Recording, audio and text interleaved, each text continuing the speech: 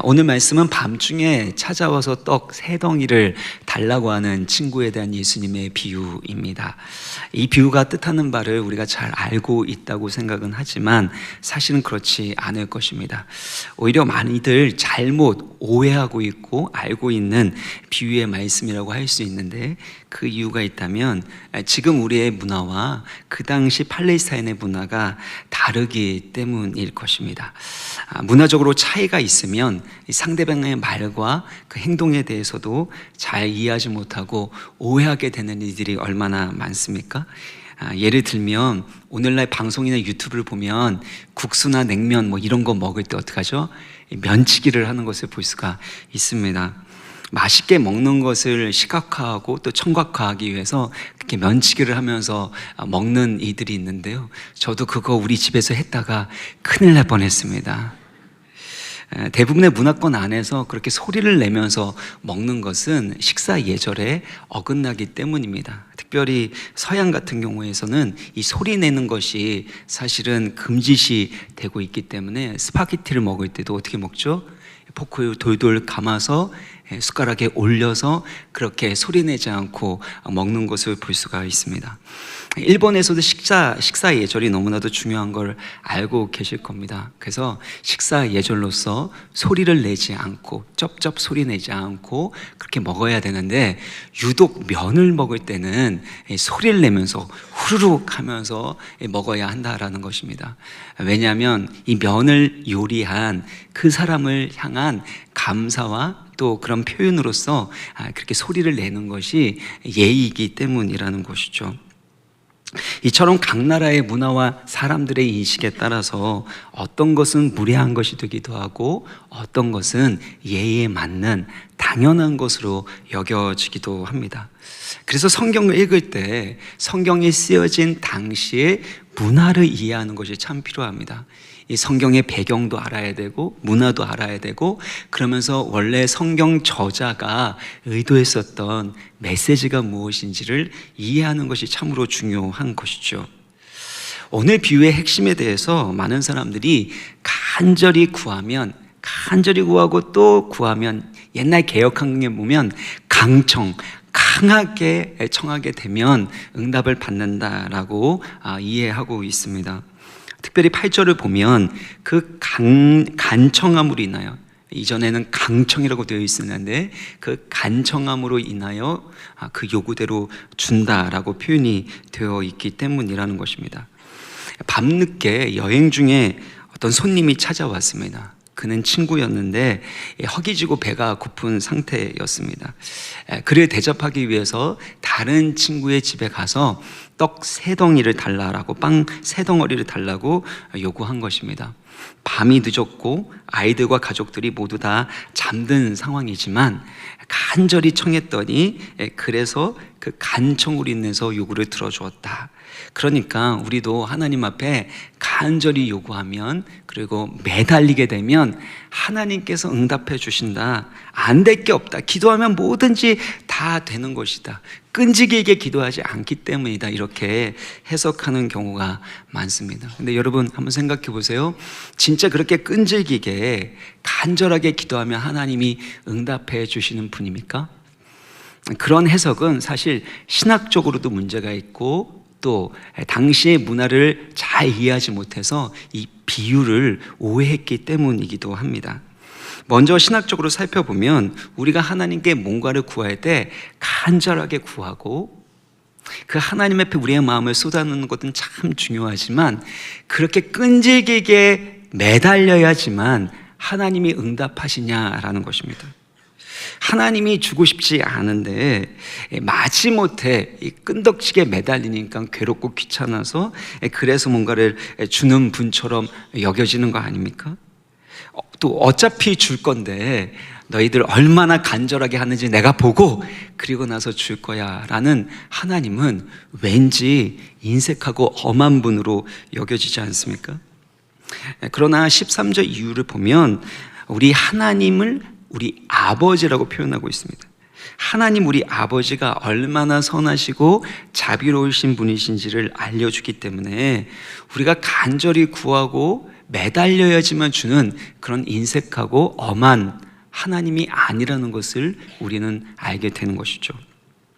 반대로 우리 입장에서 생각을 해보면 우리가 간절히 청하게 되면 응답을 받는다라고 해보세요. 그러면 우리가 원하는 것이 있으면 결국에는 얻을 수 있는 겁니다. 얻지 못하는 건 그만큼 간절하지 않기 때문이라는 거죠. 결국에는 끝까지 붙들고 매달리게 되면 결국에는 주실 거라는 겁니다. 그러니까 내가 무엇을 구하든지 간에 결국에는 나의 간절함의 문제이지 다른 문제가 아니라는 것이죠. 왜 이렇게 생각하냐면 뒤에 비유 뒤에 보면 구하라, 찾으라, 두드리라, 그렇게 간절하게 할 것에 대해서, 매달릴 것에 대해서 말씀하고 있는 것처럼 들리기 때문에 이와 같이 생각하는 것 아니겠습니까? 지성이면 감천이다 라는 말처럼 지극정성을 다하면 하늘이 감동해서 우리가 원하는 그 소원을 이루어 주신다 라는 생각이 우리 가운데 깔려 있는 것이죠. 그런데 이것은 기독교 메시지가 아니라 샤머니즘입니다. 샤머니즘은 인간이 바라는 어떤 소원과 욕망을 이루기 위해서 신을 달래거나 아니면 조종하는 것이죠. 얼마만큼 지극정성을 다하는가에 따라서 신이 감동하게 되고 결국에는 우리가 원하는 것을 줄 수 있다라는 것, 이것은 샤머니즘이지 결단코 기독교 신앙이 아니라라는 것입니다. 그래서 나중에 13절을 보면 구하는 자에게 성령을 주시지 않겠느냐라고 말씀하기 때문에 내가 원하는 것을 하나님 들으시기에는 뭔가 못마땅하고 처음엔 그렇게 들릴 수도 있고 또 무례할지라도 경우에 맞지 않을지라도 간절하게 구하며 매달리면 얻을 수 있다라는 식으로 해석할 수 없다라는 것입니다. 그래서 오늘 비유를 잘 이해하기 위해서는 당시 팔레스타인의 문화를 이해해야 합니다. 5절에 보면은요, 앞서 말씀드린 것처럼 밤중에 여행하는 친구가 찾아왔습니다. 근데 참 무례한 사람, 어떻게 이렇게 밤늦게 찾아와서, 그것도 밥도 안 먹은 채 찾아와서 배고픈 신용을 다해서 이런 부담을 주는가. 너무나도 예의가 없는 사람으로 여겨질 수 있는데, 이 팔레스타인 날씨는 무척이나 무더웠기 때문에 서늘해진 그때를 기점으로 이동하고 여행을 했습니다.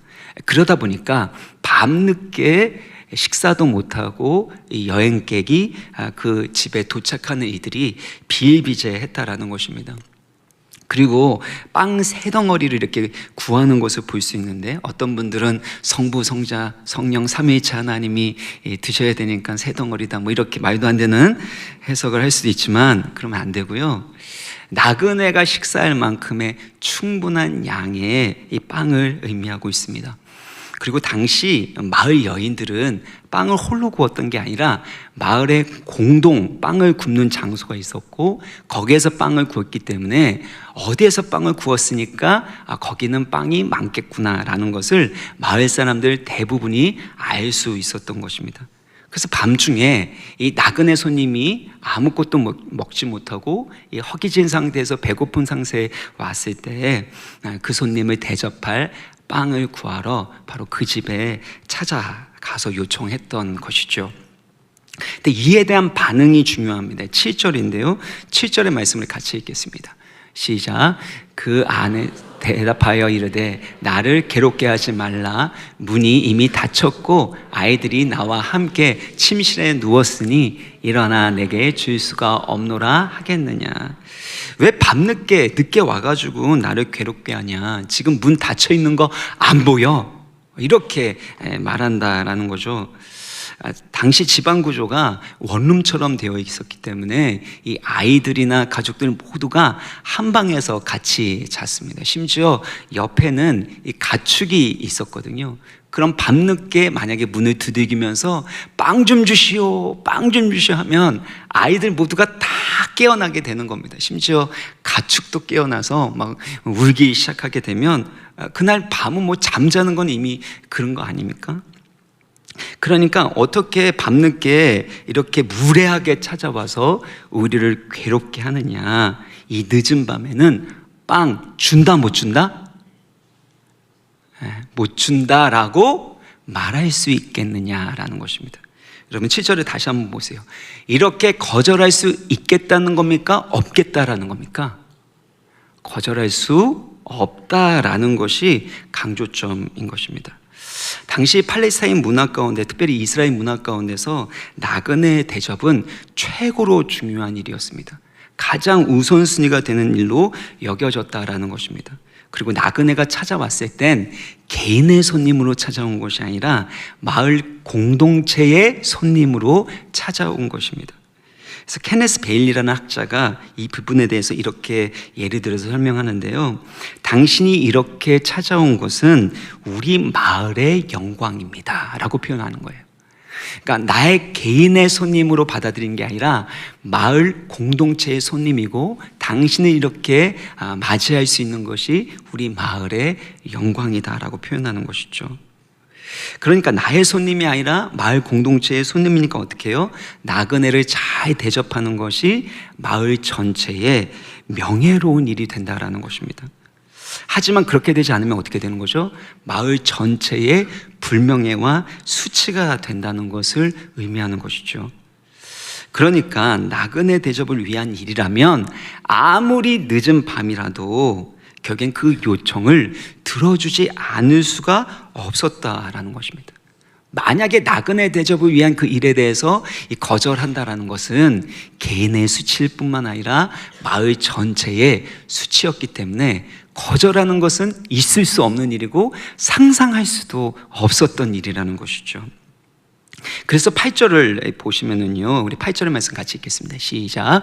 내가 너희에게 말하노니 비록 벗됨으로 인하여서는 일어나서 주지 아니할지라도 그 간청함을 인하여 일어나 그 요구대로 주리라.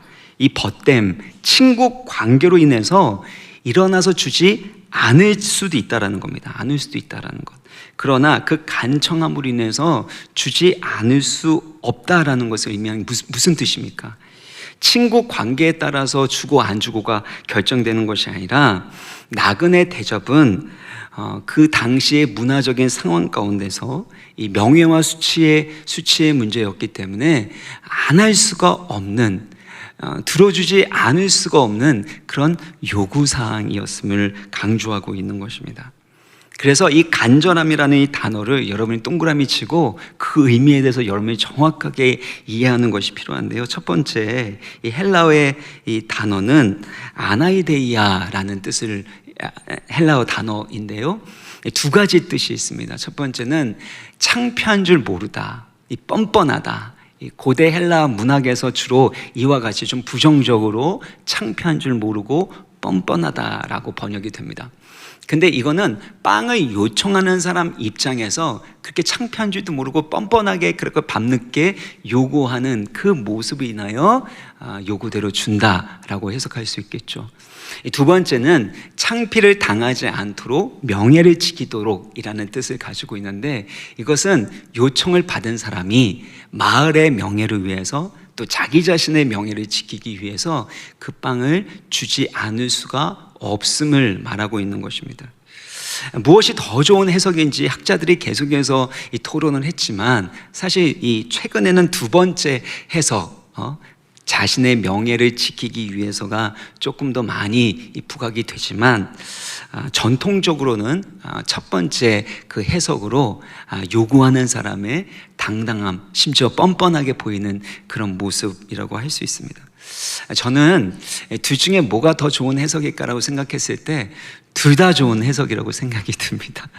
그래서 두 번째 해석처럼 밤늦게 빵 3덩어리를 요청받은 사람은 수치를 당하지 않기 위하여 또 명예를 지키기 위해서 나그네 대접을 위한 요청을 들어주지 않을 수가 없었다라는 것이죠. 또한 나그네를 환대하고 대접하는 것은 당연한 일뿐만 아니라 명예로운 일이기 때문에 이 나그네 대접을 위해서 요청하는 사람은 늦은 밤에도 부끄러움 없이, 심지어 뻔뻔하게 보일 정도로 당당하게 요구할 수 있다라는 것입니다. 결국에는 상대방이 안 들어줄 수 없는 요청을 하고 있기 때문에 이와 같이 당당할 수 있는 것이죠. 그러니까 본문 이 비유의 핵심은 내가 원하는 것을 이렇게 무례하게 이렇게 여겨질지라도 끈질기게 요청하면 들어준다라는 뜻이 아닌 것입니다. 아닙니다. 상대방이 안 들어줄 수 없는 그런 요청을 하고 있기 때문에 위축되지 않고 당당하게 구할 수 있다라는 것이죠. 그러면 우리가 위축되지 않고 낙심하지 않고 당당하게 하나님 앞에 기도할 수 있는 그 기도 제목은 무엇입니까? 그 기도 제목이 무엇이기에 뻔뻔하게 보일 정도로 담대하게 당당하게 기도할 수 있느냐라는 것입니다. 오늘 비유는 앞서 예수님께서 제자들에게 이 기도가 무엇인지, 특별히 어떻게 기도해야 되는지에 대해서 가르쳐 주신 주기도문입니다. 제자들이 예수님께 요한이 그의 제자들에게 기도를 가르쳐 준 것 같이 우리 제자들에게도 기도를 가르쳐 달라라고 요청을 했죠. 그때 예수님께서 가르쳐 주신 기도의 핵심이 무엇입니까?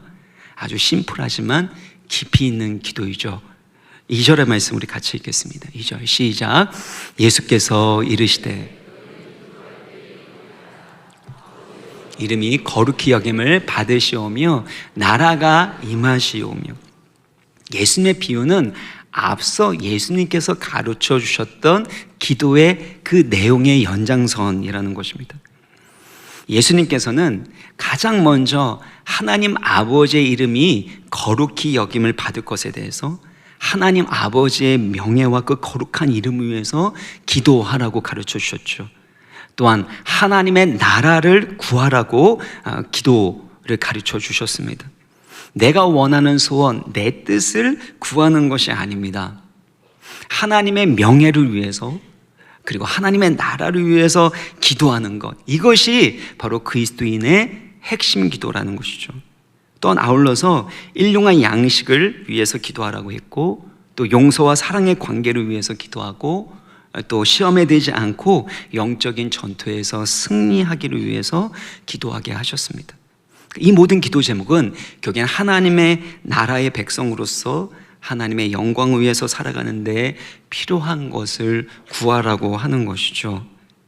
그런 의미에서 9절의 말씀을 보면 내가 또 너희에게 이루느니 구하라. 그러면 너희에게 주실 것이요 찾으라. 그러면 찾아낼 것이요 문을 두드리라. 그러면 너희에게 열릴 것이다 라고 했는데 무엇을 구하라는 겁니까? 하나님의 영광스러운 이름, 그분의 명예를 구하라는 것이고 하나님 나라의 백성다운 삶을 구해야 하는 것이고 무엇보다도 하나님의 나라를 구하고 찾고 두드리라라는 것입니다. 이러한 기도는 하나님께서 그의 영광과 명예를 위해서 응답하지 않을 수가 없는 기도라는 것입니다. 그러니까 하나님의 뜻을 구하고 하나님 나라를 구하는 것은 결단코 응답되지 못할 일이 없다라는 것입니다. 낙심하지 말고 당당하게 구하고 찾고 두드리면 응답받는다라는 것입니다. 사랑하는 성도 여러분, 여러분은 무엇을 기도하고 있습니까? 기도하면서도 이것이 응답이 될까? 안 될까? 정말 끈질기게 매달리면 하나님이 해주실까? 안 해주실까? 거기에 달려있는 게 아닙니다. 우리가 간절하게 기도하는 이유가 있다면 하나님이 우리의 기도에 응답하신다고 약속하셨기 때문입니다. 하나님의 약속, 언약의 말씀이 있기 때문에 간절하게 기도하면 하나님이 응답해 주시는 거죠. 우리가 누군가에게 부탁할 때도 마찬가지입니다. 몇 번은 부탁할 수 있지만 이 사람이 나의 말을 무시하는구나, 내 얘기는 안 들어주겠구나 라는 생각이 드는 순간 더 이상 간절하게 부탁할 수가 없습니다. 이 사람이 정말 내 마음을 알고 언젠가는 도와줄 수 있을 거라는 믿음이 있으면 그러면 간절하게 요청할 수 있는 것처럼 우리의 간절함은 하나님의 신실하심에 대한 믿음에서 나오는 거죠. 하나님의 완전하신 사랑을 향한 믿음에서 우리의 간절함이 나오는 것입니다. 그래서 우리가 기도할 때는 그냥 내가 원하는 소원을 간절하게 아뢰는 것이 아니라 하나님이 응답하지 않을 수 없는 기도 제목을 가지고 기도하는 것입니다. 그러니까 당당하게 담대하게 기도할 수 있는 거 아닙니까? 요한일서 5장 14절 말씀 같이 읽겠습니다. 시작. 그를 향하여 우리가 가진 바 담대함이 이것이니 그의 뜻대로 무엇을 구하면 들으십니다. 우리가 기도할 때마다 담대함이 있는 거예요. 왜냐하면 그의 뜻대로 무엇을 구하면 하나님이 안 들어주실 수가 없기 때문에 반드시 응답하신다라는 것입니다. 그래서 여러분이 구하고 찾고 두드릴 때 항상 기억해야 될 것은 내가 하나님의 명예를 구하고 있는가, 아니면 나의 자존심과 나의 이익을 구하고 있는가, 내가 하나님의 나라를 구하고 있는가, 하나님의 뜻을 구하고 있는가, 아니면 내가 컨트롤해서 내가 원하는 것을 얻으려고 하는가, 이것을 분별해야 한다라는 것입니다. 만약에 여러분이 하나님의 거룩한 이름의 영광을 위하여 기도하고 있다면, 하나님 나라를 위하여 기도하고 있다면 그것은 응답받지 못할 기도 제목이 아니라는 것입니다. 반드시 하나님이 응답해 주신다라는 것이죠. 그래서 우리가 구하고 찾고 두드릴 때 저는 이 비유가 참 좋은 것 같아요. 이 찾는다라는 걸 생각할 때마다 저는 이 자동차 운전을 하다가 이 키를 잃어버렸을 때, 키를 어디에 뒀는지 모를 때, 그때 막 키를 찾을 때를 생각을 합니다. 아니면 집을 나서야 되는데 집 열쇠가 없이 집에 나가야 되는데 빨리 나가야 되는데 열쇠를 찾아야 되는 그런 심정과 같죠. 열쇠를 찾을 때의 심정이 뭡니까? 어디를 가든지 열쇠가 보이는 겁니다. 흐릿흐릿하게 그 열쇠만 생각이 나고 어떻게든 열쇠를 찾으려는 그 갈망이 생기는 것처럼 우리가 하나님의 나라를 구하는 것도 마찬가지입니다. 어디를 가는지 무엇을 하든지 간에 하나님의 임재를 사모하는 것이고 하나님의 나라를 찾으려고 하고 구하려고 하는 것, 이것이 바로 찾는 것이라고 말할 수 있는 것이죠. 또한 우리가 두드리게 될 때 열어주신다고 말씀합니다. 하나님의 영광과 나라를 위하여 두드리면 반드시 열어주신다라는 것이죠. 지난번에 금요 성령 집회에서도 우리 오신 선교사님의 그 간증을 통해서 듣지 않았습니까? 아랍에미리트의 그 왕이 있는데 그 사람에게 자기가 쓴 책을 전해주고 싶은 그 마음이 생겨서 무작정 찾아가서 그렇게 요청을 했는데 단번에 거절을 당했죠. 근데 나중에 정말 기적같이 그 나라의 왕이 그를 만나 주었고 사진도 같이 찍게 되지 않았습니까? 그 사진이 나중에 선교사역에 얼마나 큰 유익이 되었는지, 그 나라의 왕자와 사진을 찍은 사람이라면 그만큼 신뢰할 수 있는 사람이구나 라고 생각하기 때문에 이 복음을 증거하고 친구를 만들어가는 그것에 너무나도 큰 유익이 되었다라는 그 간증을 들었습니다. 그분이 말씀하시는 것이 선교사님이 어느 문이 열릴지 모르기 때문에 바로 선교사로서 나는 계속해서 하나님 나라를 위하여 구하고 찾고 문을 두드린다라고 말을 했습니다. 어느 문이 열리게 되어질지, 언제 문이 열리게 될지 모르지만 하나님의 나라와 그의 뜻을 구하면 반드시 하나님께서 주실 것이고 반드시 하나님께서 그의 영광을 위하여 그 문을 열어주실 줄 믿습니다. 그러므로 여러분, 구하고 찾고 두드리십시오. 하나님이 응답하지 않을 수 없는 기도 제목, 하나님의 명예를 위하여 그리고 그 나라를 위하여 구하면 반드시 응답받기 때문이라는 것입니다. 그 다음에 예수님은 기도 응답의 확실성에 대해서 보다 확장을 해서 아버지와 자녀의 그 관계로서 설명해 가십니다. 11절 12절을 보면은요, 너희 중에 아버지 된 자로서 누가 아들이 생선을 달라 하는데 생선 대신 뱀을 주며 알을 달라고 하는데 정갈을 주겠느냐. 친구 관계를 넘어서서 아버지와 자녀의 그 관계로서 이 기도가 얼마나 놀라운 것인지를 설명해 가고 계시는 것이죠. 자녀가 생선을 달라고 하는데 생선 대신에 뱀을 줄 사람이 누가 있겠냐는 겁니다. 알을 달라고 하는데 이 정갈을 주는 부모가 누가 있겠냐라는 것이죠. 부모는 자식에게 좋은 것을 주려고 하기 때문에 부모와 자녀의 그 관계 가운데서 자녀는 마치 자기에게 권리가 있는 듯 당당하게 요구할 때가 있지 않습니까? 저희 자녀들도 보면은요, 뭐 먹고 싶다라는 거나 아니면 뭔가 이렇게 사달라고 할 때 때로는 너무 당당하게 이 권리 주장하듯이 얘기할 때가 있습니다. 그러면 일단 낮춥니다. 당연한 거 아니라는 건 사랑으로 내가 들어줄 수는 있지만 너의 권리는 아니다. 내가 줄 권리는 부모에게 있는 것이 너가 받을 권리는 없다. 제가 분명하게 얘기는 하지만 반드시 줍니다.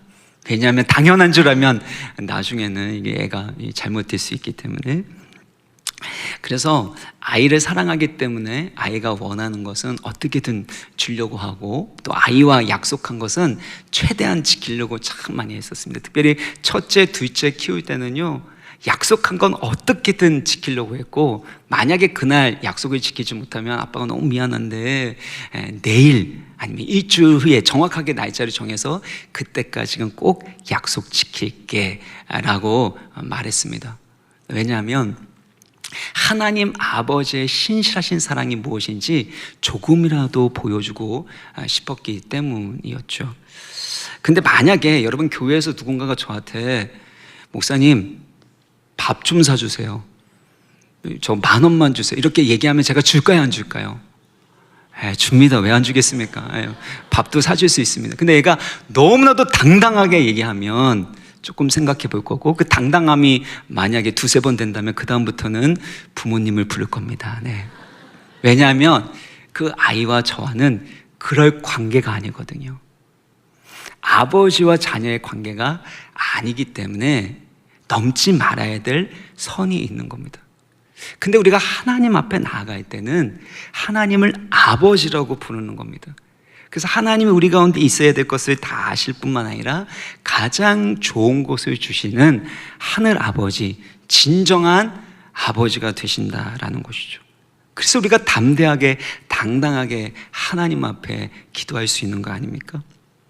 그 구절이 13절에 나와 있는데요, 우리 같이 13절 읽겠습니다. 시작. 너희가 악할지라도 좋은 것을 자식에게 줄 줄 알거든 하물며 너희 하늘 아버지께서 구하는 자에게 성령을 주시지 않겠느냐.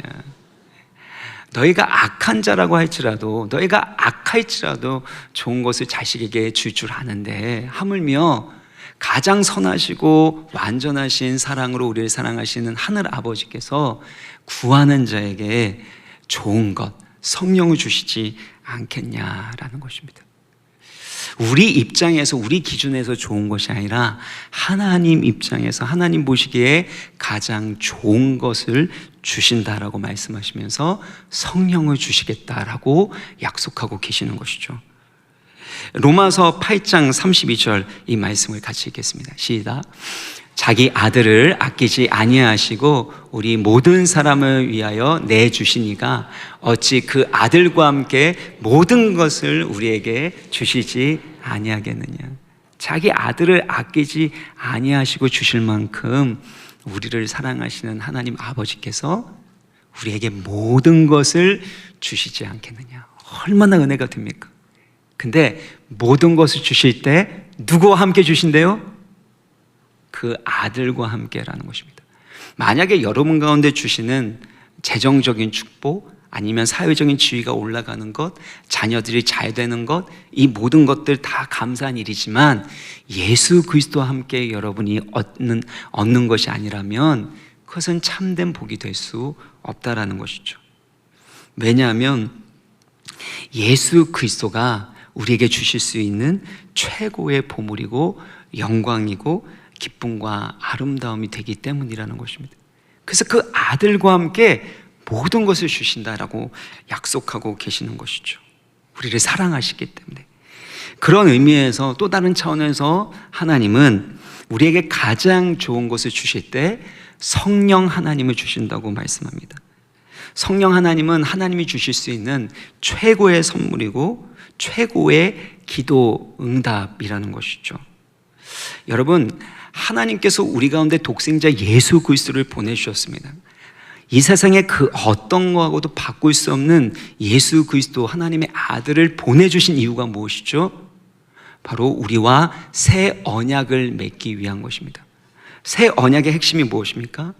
하나님께서 그의 백성들과 영원히 함께 하신다는 겁니다. 그래서 예수님께서 오셨을 때 그 이름을 임마누엘이라고 하는데, 임마누엘은 하나님이 우리와 함께 하신다라는 뜻입니다. 인간이 죄를 범했을 때 다시는 나의 영이 인간과 저런 추악한 죄인들과 함께하지 않겠다라고 말씀하셨고, 그러고 나서 노아의 홍수가 일어나지 않았습니까? 그러니까 죄로 가득한 우리 하는 모든 생각이나 경향들이 다 죄악으로 가득 차 있기 때문에 하나님의 성령이 우리 가운데 거할 수가 없었던 겁니다. 그래서 하나님의 성령이 거할 수 있도록 우리 안에 있는 그 모든 죄의 문제를 해결하기 위해서 예수 그리스도께서 우리 죄를 대신하여 십자가에 달려 죽으셨고 3일 만에 부활하셨습니다. 그래서 그를 믿는 자가 죄 용서 받을 뿐만 아니라 그 다음에 하나님이 주시는 최고의 선물을 받을 수 있는데, 그것이 바로 성령이라는 것입니다. 성령을 통하여 우리는 하나님의 영광스럽고 아름다운 복을 누리며 살아갈 수 있게 된 것입니다. 그래서 신앙생활에서요, 하나님이 주시는 최고의 선물은 성령인 거죠. 성령 하나님이 우리와 함께 하심으로 하나님 자신을 우리 가운데 주시는 것입니다. 그러면 여러분, 성령을 구하셔야 됩니다. 성령보다 더 귀한 선물은 없는 거고, 성령 안에 모든 것들이 다 포함되어 있기 때문입니다. 첫 번째로 구원의 보증금으로서 성령님을 우리에게 주시기 때문입니다. 에베소서 1장 14절을 보면은요, 세 번역인데, 이 성령은 하나님의 소유인 우리가 완전히 구원받을 때까지 우리의 상속의 담보, 보증금이라는 겁니다. 우리가 어떤 계약을 하지 않습니까? 앞에 말씀드렸던 새 언약도 언약, 계약입니다. 그러면 그 언약에 따른, 계약에 따른 보증금을 냅니다. 그러니까 하나님이 우리를 자신의 소유로 삼으셨고, 그 구원을 완성할 때까지 그 언약을 지키겠다라는 보증금이 바로 성령 하나님이라는 것입니다. 그래서 성령께서 우리 안에 계시면 우리의 연약한 것, 실수와 잘못에도 불구하고 반드시 하나님께서 우리를 향한 하나님의 구원을 완성하신다라는 것입니다. 그래서 성령을 받았다라는 건 결단코 우리가 버림받지 않는다라는 것이고, 하나님의 백성답게 살아갈 수 있는 능력과 인도하심을 받게 된다는 것이죠. 고린도전서 2장 12절을 보면, 우리가 세상의 영을 받지 않고 오직 하나님으로부터 온 영을 받았으니 이는 우리로 하여금 하나님께서 우리에게 은혜로 주신 것들을 알게 하려 하심이라. 하나님 우리 가운데 풍성한 은혜를 주셨습니다. 부모님들도 자녀들에게 풍성한 은혜와 사랑을 주죠. 그런데 자녀들이 그것을 깨닫지 못하고 부모의 그 관계가 깨어지고 멀어지게 되면 부모가 준 그 사랑과 은혜는 의미가 없는 것이죠. 마찬가지로 하나님께서 우리 가운데 베풀어 주신 그 은혜를 깨닫게 하시는 분이 누구십니까? 다시 보여주시면, 하나님으로부터 온 영을 받았을 때 하나님이 우리 가운데 은혜를 주신 것들을 알고 누릴 수 있게 하신다라는 것입니다. 요한복음 16장 14절도 보면 진리의 성령이죠. 진리의 성령께서 우리를 진리 가운데로 인도하십니다. 그리고 이 성령 하나님께서는 자기의 영광을 가지고 말하지 않고 예수 그리스도의 영광을 나타내시고 예수 그리스도의 것을 가지고 바로 우리에게 알려주신다고 말씀하고 있습니다. 그래서 우리가 신앙생활하는 데 있어서의 모든 것들은 다 성령께서 하시는 겁니다. 여러분, 이 자리에 앉아서 어떤 분들은 가슴이 뜨거운 분도 있고 어떤 분은 그냥 냉랭한 사람도 있을 텐데, 그 차이는 어디에 있습니까? 한 주간 동안에 어떻게 살았는지, 하나님과의 어떤 관계를 맺었는지도 있지만 그게 얼마만큼 성령께서 그 사람 마음 가운데 일하고 계시는가, 그 사람의 생각과 고집과 그 모든 것들을 깨트리시는 성령의 일하심이 있는가에 따라 달려있는 것입니다. 말씀을 깨닫는 것이나 기도하다가 감동하게 되는 거나 회개하는 것이나 누군가를 용서하고 사랑하는 것이나 그 모든 것들 다 성령께서 행하시는 줄 믿습니다. 그래서 성령께서 행하시기 때문에 성령을 받는 것보다, 성령 충만한 것보다 더 소중한 것은 없는 것이죠. 두 번째는 성령 안에서 하나님 나라를 누리게 하시는 것입니다. 두 번째, 성령 안에서 하나님 나라를 누리게 하시는 겁니다. 우리 17절의 말씀 같이 읽겠습니다. 로마서 14장 17절입니다. 시작. 하나님의 나라는 먹는 것과 마시는 것이 아니요 오직 성령 안에 있는 의와 평강과 희락이니라. 우리가 하나님 나라의 의와 평강과 기쁨을 누리는 비결은 오직 성령 안에서라는 것입니다. 그래서 하나님 나라의 예고편, 그 의와 평강과 기쁨을 누리는 건 성령 충만할 때만 가능하다라는 것이죠. 그리고 세 번째는 성령의 권능으로 승리케 하시고 하나님 나라를 증거하고 확장하게 되는 것입니다. 오직 성령이 너에게 임하시면 너희가 권능을 받고 예루살렘과 온 유대와 사마리아와 땅 끝까지 이르러 내 증인, 그리스도의 증인이 되는 비결은 성령의 권능을 받는 것입니다.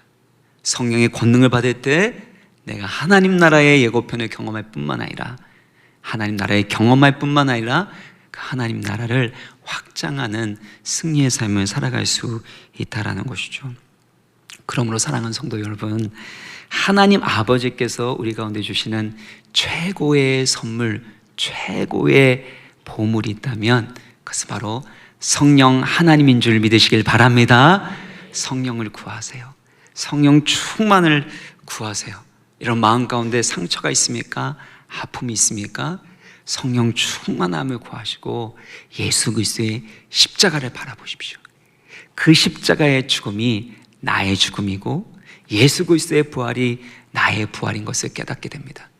더 이상 나의 자존심에 따라 나의 감정과 나의 기분에 따라 살아가지 않을 수 있는 권능을 우리 성령께서 주시는 줄 믿고 성령의 충만함을 사모하시고 그래서 구원한 자에게 주시는 그 성령으로 충만해지시기를 주 예수 그리스도의 이름으로 축원합니다.